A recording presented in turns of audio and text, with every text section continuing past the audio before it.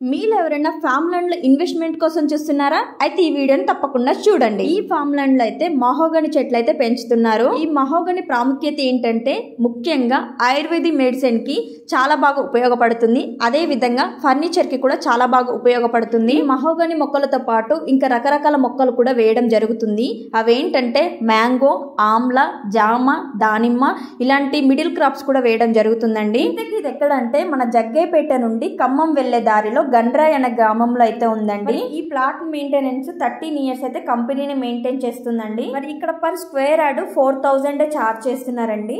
మరి ఇక్కడ ప్లానిటేషన్ మీద వచ్చే ఇన్కమ్, ప్లాట్ మీద వచ్చే ఇన్కమ్ రెండు కలిపితే 13 ఇయర్స్ లో మా అంచనా ప్రకారం 45 నుంచి 50 లక్షలు పెరిగే అవకాశం అయితే ఉందండి. ఇక్కడ బోలెడని ఎమ్యూనిటీస్ అయితే ఉన్నాయండి.